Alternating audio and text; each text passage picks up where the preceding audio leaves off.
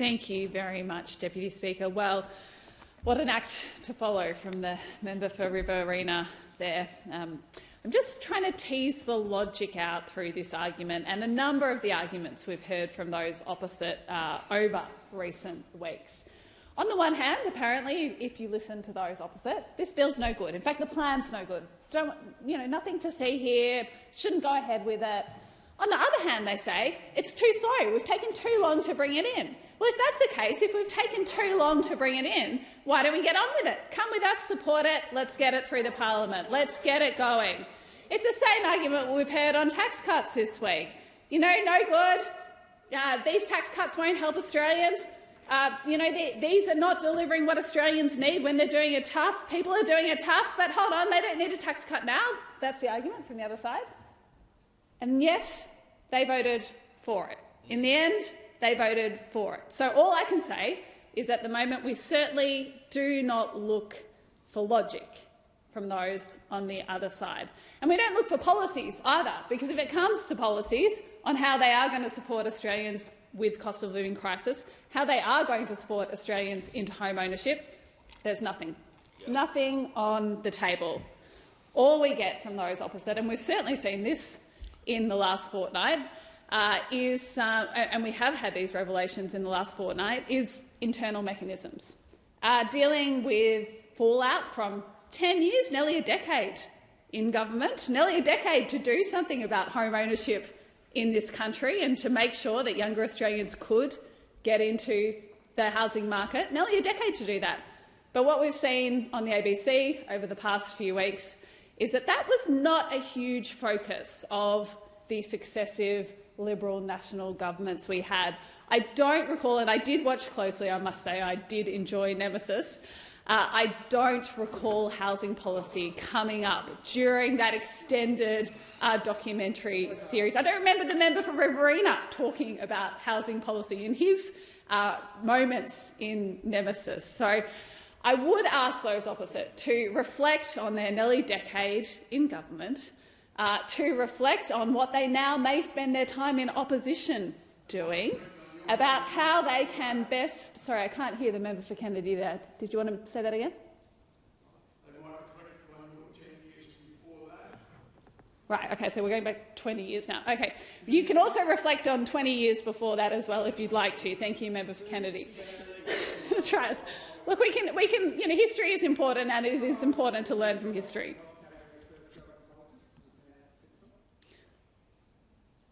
All right. Time for reflection, time to learn from history, but also time for those opposite to think about how they're going to support Australians in a cost of living crisis and how they're going to support Australians into home ownership. Because, Deputy Speaker, buying a home is a big deal. It is such a huge step in anyone's life. In some ways, that home ownership represents more than just the roof over your head.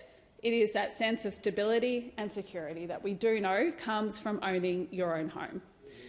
And we also know that that sense of stability and security is too far out of reach for many Australians at the moment. And that's why this government is working to help more Australians into home ownership. This Help to Buy program hopes to change that, supporting thousands of Australians to make that home ownership dream a reality. Supporting those thousands of Australians who are branching out on their own, moving on from their parents' place or a share house and going to their own place to call home. This is life-changing. We know that housing affordability is front of mind for many Australians. Help to Buy will take what can seem currently impossible and put that home ownership dream within reach. Owning your own home is a big step in your life. And I know that it's something that many young people think about at the moment. I know it's something that their parents think about at the moment.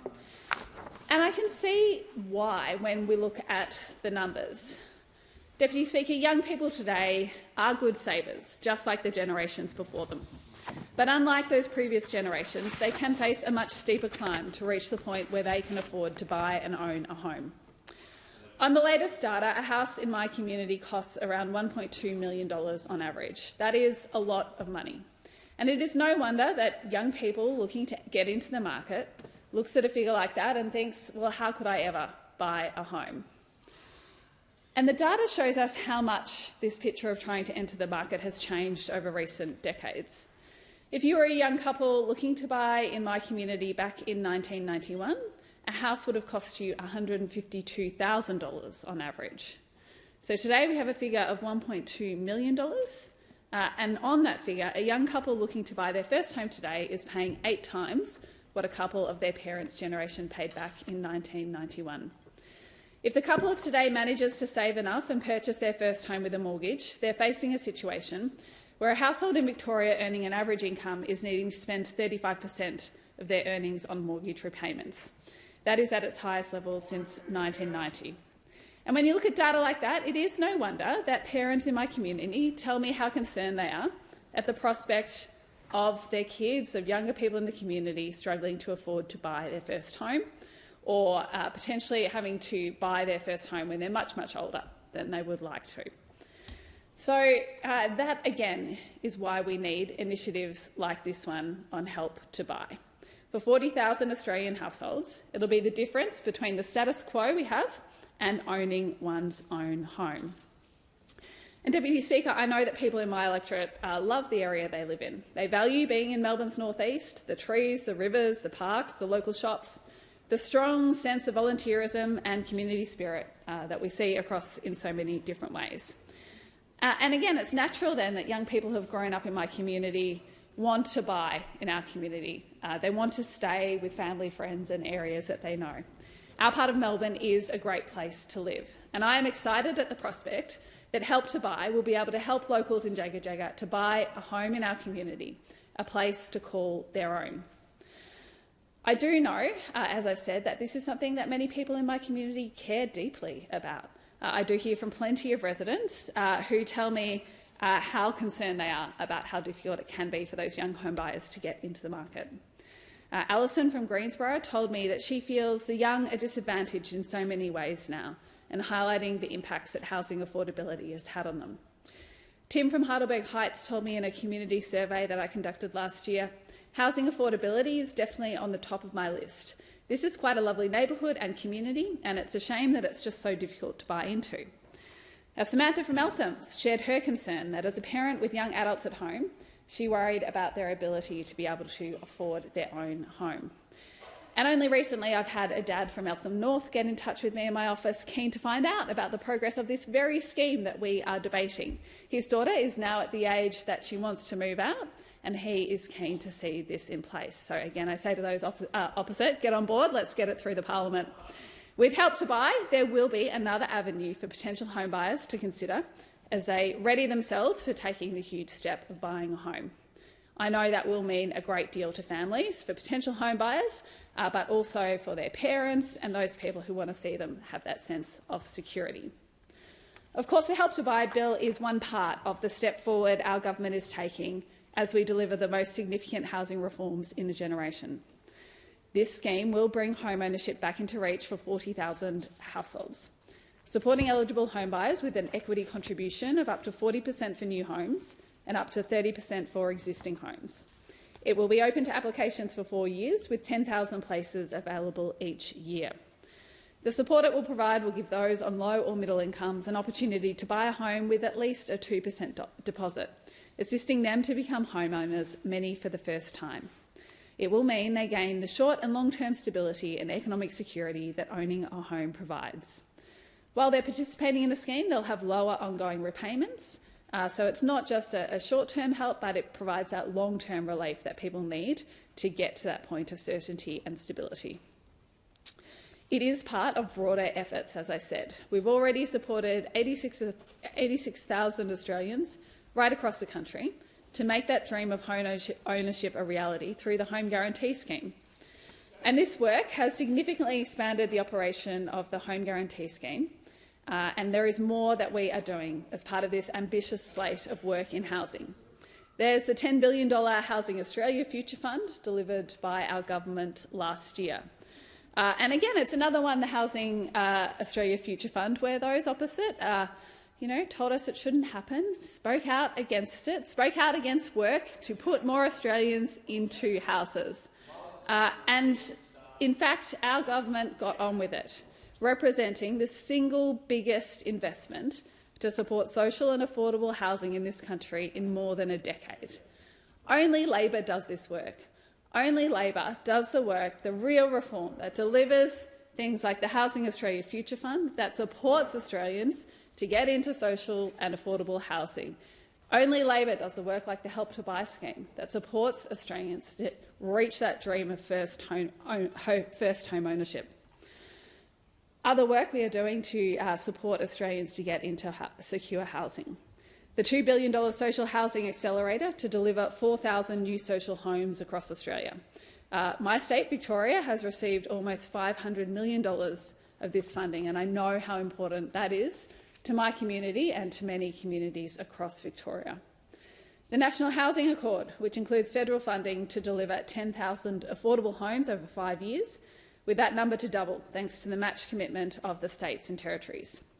Increasing the maximum rate of Commonwealth rent assistance by 15%, which is the largest increase in more than 30 years. And this increase is helping around 6,590 households in Jagga Jagga alone.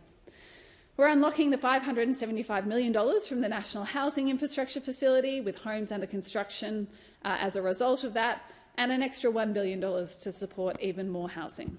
We've provided a $67.5 million boost to homelessness funding over this year, alongside our new National Housing and Homelessness Plan. We have a new national target to build 1.2 million well-located homes.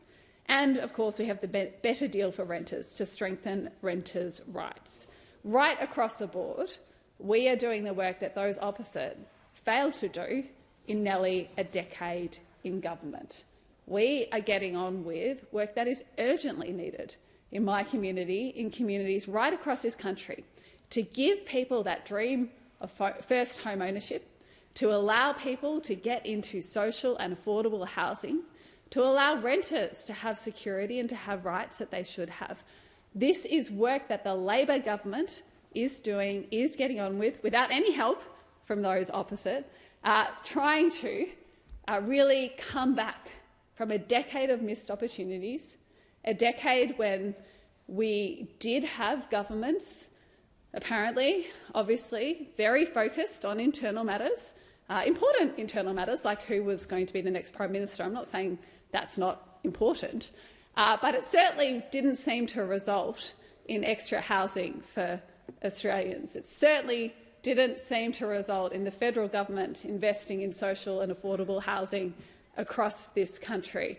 It certainly didn't seem to be a focus, as I said before, for any of the members opposite who did take part in that ABC series that we've all been enjoying so much over the past few fortnights. Look, maybe some of the others that we did not hear from in that series were very occupied with housing policy. Maybe there's a whole separate documentary to be made on debates within the Liberal National Party over their decade in government about housing policy, and I shall look forward to that if it does come forward. But I don't think it's there, because I don't think these were the debates that were happening in that party room.